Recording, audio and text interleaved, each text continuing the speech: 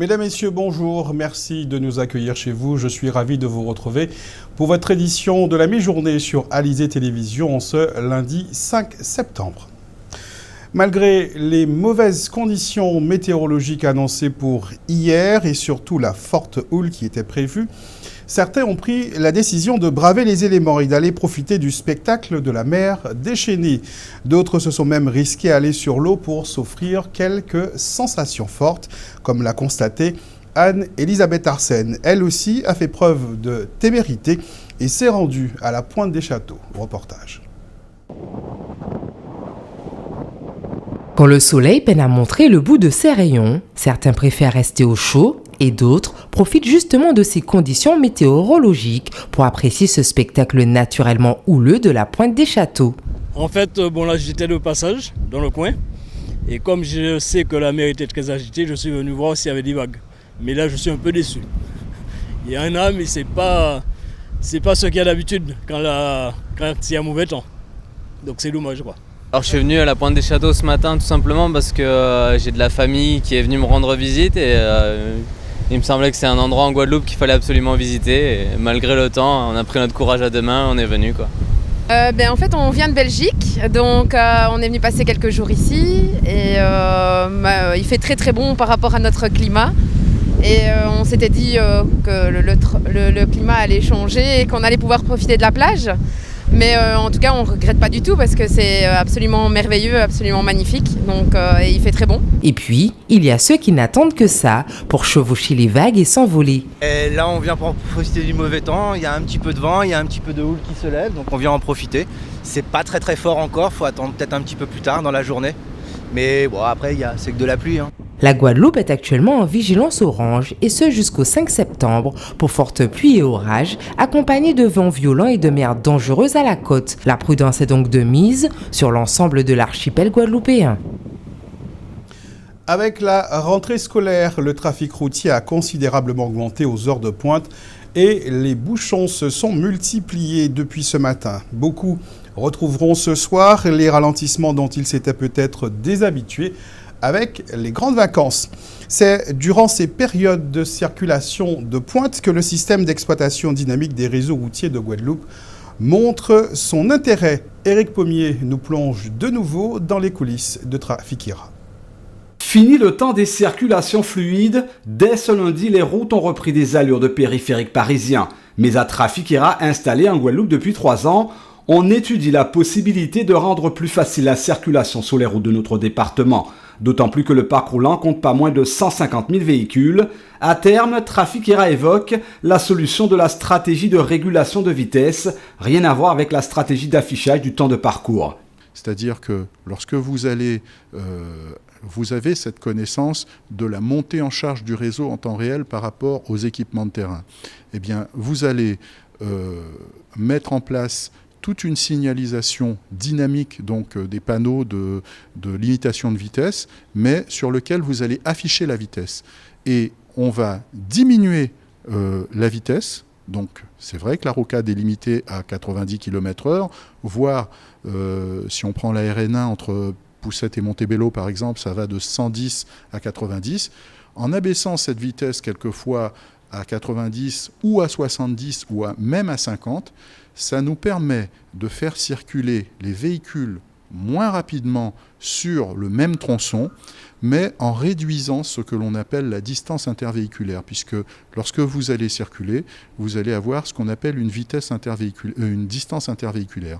Autrement dit, plus la vitesse intervéhiculaire sera réduite, plus la distance intervéhiculaire le sera également et de façon sécurisée. Conséquence, dans un temps déterminé, beaucoup plus de véhicules évolueront sur le réseau. On roulera donc moins vite, mais sans subir les intempestifs arrêts brutaux. Là où on travaille avec Trafikera de façon importante, c'est sur ces notions-là, c'est sur cette capacité d'adapter, donc c'est vraiment un outil de développement durable, c'est adapter l'outil routier, le réseau routier que l'on a aux contraintes de trafic que l'on a. Alors, ça ne règle pas le problème des embouteillages, mais ça permet, sur une île, d'épargner au maximum le foncier. Certains axes routiers sont surveillés par toute une équipe d'opérateurs. Ils sont 5 au total. Ce sont près de 85 000 véhicules qui empruntent le circuit de la Gabarre, 103 000 véhicules par jour sur la portion La Jaille-d'Estreland. Difficile d'échapper au phénomène d'heures de pointe localisé sur 3 créneaux horaires, de 7h jusqu'à 9h, à partir de 12h jusqu'à 13h30 et en fin d'activité de 16h30 jusqu'à 19h. En cause, des routes dont la capacité d'écoulement du trafic est finie et déterminée. Bien sûr, c'est un facteur qui varie en fonction de la configuration de la route. Le président de région a décidé de prendre à bras-le-corps la problématique de l'insécurité en Guadeloupe. Jeudi dernier, Harry Chalus rencontrait l'ensemble des syndicats de la police nationale pour s'enquérir de leurs doléances, mais également de leurs propositions. L'exécutif régional a annoncé qu'il rencontrerait par la suite les maires et les présidents de PCI pour définir les contours d'une coopération État-région-commune-PCI. Ce midi, c'est le préfet de région qu'il reçoit à l'hôtel de région à Basse-Terre. Jacques Damprobe nous a rejoint sur ce plateau. Harry Chalus a donc décidé de prendre les choses en main dans ce dossier de l'insécurité et de plus, il hausse le ton. Le président de région a commencé effectivement par hausser le ton en dénonçant le manque de moyens accordés par l'État en matière de sécurité des biens et des personnes en Guadeloupe. La prise de position d'Harry Chalus lui a d'ailleurs valu de recevoir, vous l'avez dit, Ronnie, le préfet et non l'inverse, et cela n'est pas anodin. Face au déchaînement d'actes de banditisme commis ces dernières semaines, l'exécutif régional n'entend donc pas rester inerte.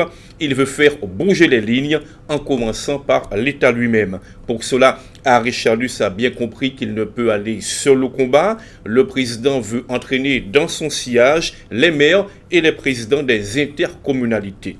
Pour faire pression sur le pouvoir central, Harry Chalus entend donc mobiliser les élus de proximité, des élus qui ont pris la fâcheuse habitude de se réfugier derrière l'État pour ne pas prendre leurs responsabilités sur la question de la sécurité, une question qui engage pourtant au premier chef les maires eux-mêmes.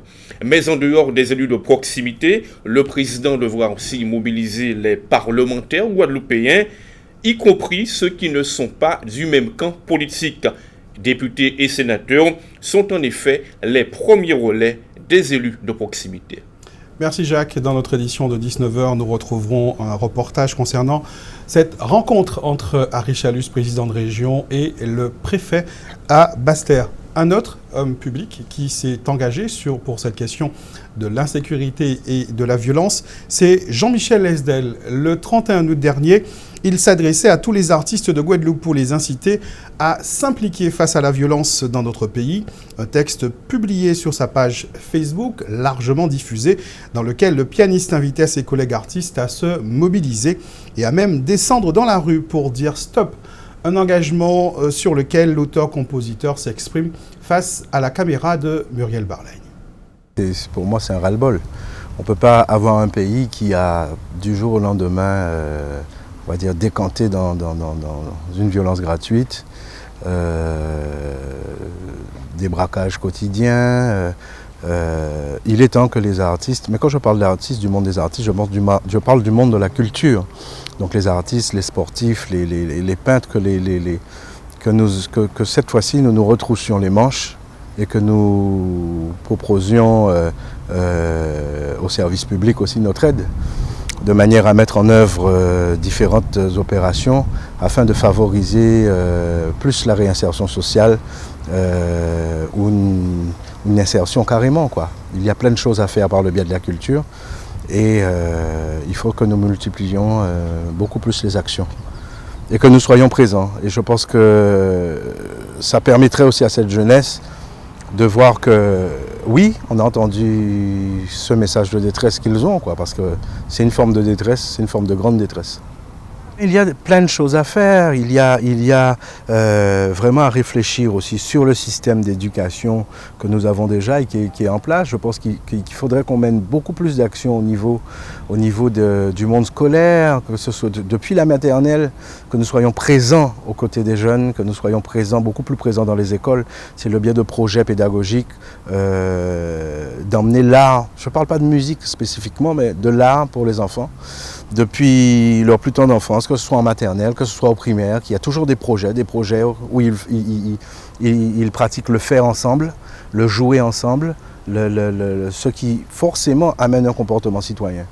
Et c'est une manière de pouvoir s'exprimer avec les autres de manière toujours collective.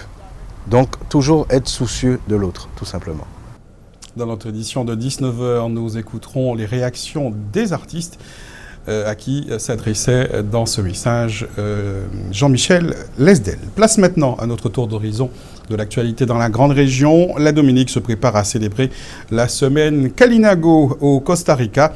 Un réseau de prostitution de femmes du Nicaragua et de la République dominicaine a été démantelé.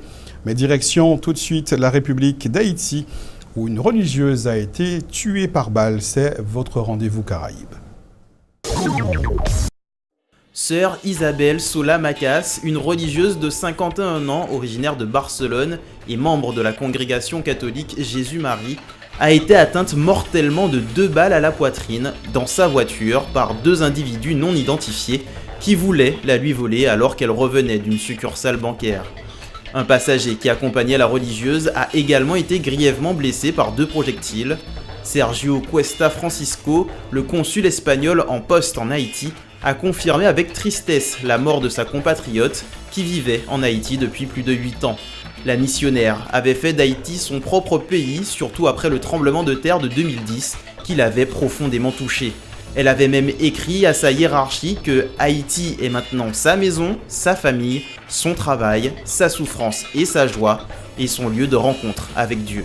Ces mots, publiés aujourd'hui par Œuvre pontificale missionnaire, révèlent que la missionnaire ne pouvait pas imaginer qu'elle allait survivre à une des plus grandes catastrophes de l'histoire et qu'il allait changer radicalement sa conception de la vie, de la souffrance, de la mort et de la foi.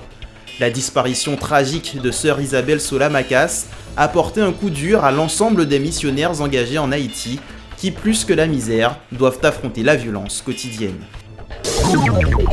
Les populations autochtones de la Dominique se préparent à célébrer la semaine Kalinago. Lors de la cérémonie de lancement de cet événement, Cassius Darou, le ministre des Affaires Kalinago et député de la circonscription Salibia, a fait part du parcours accompli par son peuple depuis ces dernières années et les défis qu'il leur reste à relever.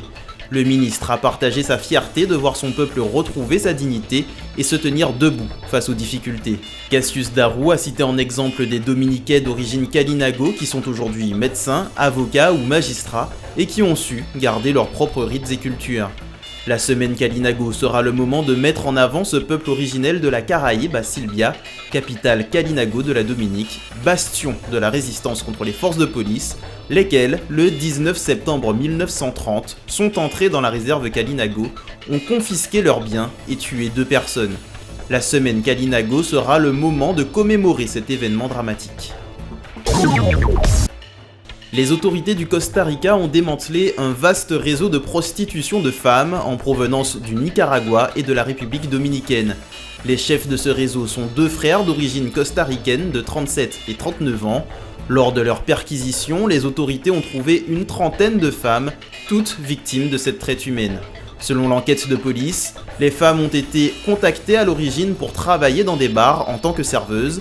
Elles ont ensuite été transférées au Costa Rica où elles sont entrées de façon irrégulière pour proposer des services sexuels. Aujourd'hui, la trentaine de femmes a été prise en charge par la commission de la traite humaine costaricaine qui tente de reconstituer leurs parcours individuels avant leur retour dans leur pays d'origine. Retour en Guadeloupe, Hanson Dessiné a été ordonné diacre hier en vue du sacerdoce dans la paroisse de Saint-Michel-au-Rézé, où il a animé la catéchèse, la pastorale des jeunes ou encore la préparation au baptême. Il a donc pris part activement à la vie des paroissiens qui se sont déplacés pour son ordination. Né il y a 37 ans à Petit-Goâve en République d'Haïti, le nouveau diacre entend désormais poursuivre son cheminement en Guadeloupe. Il s'est confié à Johan Charpentier-Titi. Hanson Daciné, 37 ans, est devenu diacre en ce début septembre dans la paroisse du Rézé, mais le début du cheminement religieux de celui qui est né à une 50aine de kilomètres de Port-au-Prince prend essence il y a bien longtemps, alors qu'il vivait encore à Haïti avec ses parents. Moi, j'ai eu mon appel donc à devenir prêtre, le désir, je pourrais dire, à devenir prêtre dès l'âge de 6 ans. Je dis, j'ai cheminé avec, dans mon cœur après mon baptême, et je suis resté chrétien avec mes parents. Donc, du coup, on fait un parcours un peu spécial pour vivre avec le Seigneur en famille. On priait ensemble, on allait à l'église ensemble, on fait beaucoup de choses et du coup, ça est resté pour moi une chose indélébile. Un appel visiblement reçu 10 sur 10 puisque 30 ans après, le voici diacre, première étape avant de pouvoir devenir prêtre. Pendant ce laps de temps, Hanson se forme tout d'abord au petit séminaire de Port-au-Prince, puis au grand séminaire. En 2013, il débarque en Guadeloupe pour un stage d'1 an auprès du père Édouard Silène dans la paroisse Saint-Michel du Rézé. Dernière étape avant son ordination, la formation au séminaire Saint-Cyprien de Toulouse pendant 2 ans. Après avoir fait 2 ans de stage de formation, c'était juste pour compléter ma formation et puis je dirais même pour peaufiner ma vocation. Et donc là, avec l'équipe du séminaire, parce qu'il y a un conseil de père qui est là pour discerner. Donc est-ce que vraiment il y a la vocation, est-ce qu'elle est là? Donc après, ils ont dit, oui, monseigneur, nous sommes prêts, nous l'avons suivi de près.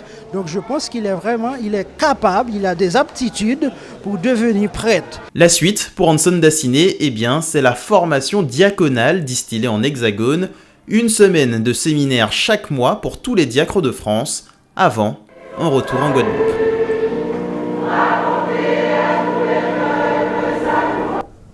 À l'heure de passer à table, je vous invite à mettre de côté la nourriture trop riche et trop sucrée qui constitue régulièrement nos repas et à alléger vos assiettes. Choisir une alimentation plus équilibrée et plus saine, comme l'ont fait déjà beaucoup de Guadeloupéens qui ont tenté l'aventure du végétalisme. Cécile Allègre nous invite dans un restaurant végétalien de Pointe-à-Pitre. Végétarien, végétalien, vegan, régime sans gluten, mais où donner de la tête parmi tous ces nouveaux régimes alimentaires? À Pointe-à-Pitre, un restaurant propose une carte entièrement végétalienne. Oubliez donc la viande, le poisson, les œufs et les produits laitiers. La gérante du Délice Nature met ainsi à l'honneur les produits locaux et diététiques. Prendre soin de sa santé et de son corps sont devenus un leitmotiv quotidien. Et à ma grande joie, beaucoup de maisons diététiques se sont mises en place, beaucoup de structures. Et là, je suis bien heureuse de savoir qu'on peut se procurer de l'alimentation saine si on fait le choix de s'alimenter sainement et de vivre sainement. Quand une personne est sensible à son bien-être, il prend le temps d'écouter. Maintenant, il fait son choix parce que pendant trop longtemps, on ne savait pas. Mais ce type d'alimentation reflète surtout une philosophie de vie. En opposition au développement des fast-food et de la junk food, les clients de ce restaurant ont donc fait le choix de manger sainement et surtout de le faire en prenant leur temps. Les burgers avalés en 3 minutes semblent donc dépassés. Ça correspond à un état d'esprit de ma part qui relève d'une volonté d'avoir une bonne santé, de prendre soin de mon corps, de prendre soin de moi.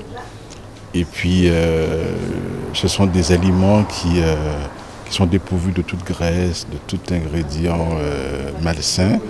Et c'est sûr que ça contribue fortement à une nutrition saine, en prévention de toutes les maladies cardiovasculaires, en prévention de tous les cancers dont on sait qu'ils sont maintenant très fortement liés à l'alimentation. Voilà, donc c'est dans le cadre, dans le souci que j'ai maintenant de prendre soin de moi. Certains aliments, on ne sait pas trop l'origine, on ne sait pas d'où ça vient, avec tout ce qui est pesticides, produits qui sont, mélangés avec d'autres produits pour faire croire qu'en fait ils sont de bonne qualité, en fait qu'ils ne le sont pas. Oui, on se lève bien, beaucoup mieux le matin, on est en meilleure forme. Donc je dis, tout ce qui est vraiment naturel ne peut qu'apporter du bien au corps humain. De toute façon, je le dis tous les jours autour de moi. Nos problèmes de santé, la solution est dans la nature pour moi. D'anciens adeptes de la viande semblent même avoir sauté le pas. Comment dire? Alors je préfère manger des fruits et des légumes plutôt que du carnisme, c'est-à-dire de la viande. Parce que j'ai appris à mes dépens, puisque j'aimais la viande, que la viande se transformait en cholestérol de mon sang, ce qui m'a choqué. Et puis à l'époque, je n'avais pas une bonne santé du tout. Et donc j'ai dû éliminer beaucoup de choses pour enfin me porter bien. Et c'est quand je mange de cette manière-là que je me porte bien. Malgré les réticences de certains, les végétariens semblent se sentir mieux et c'est probablement le plus important. On termine avec un point sur la météo pour cet après-midi. Les mauvaises conditions météorologiques de ce week-end devraient perdurer aujourd'hui et la prudence est toujours recommandée. Les averses orageuses tendent à s'estomper en grandes terres, peuvent encore être présentes en basse terre cet après-midi. La Martinique est passée en vigilance météorologique de niveau jaune. La Guadeloupe, elle, demeure au niveau orange. La qualité de l'air demeure médiocre avec un indice Atmo de 7 selon Guader. Je vous souhaite bon appétit. Je vous donne rendez-vous ce soir 19h pour un nouveau point sur l'actualité locale et régionale.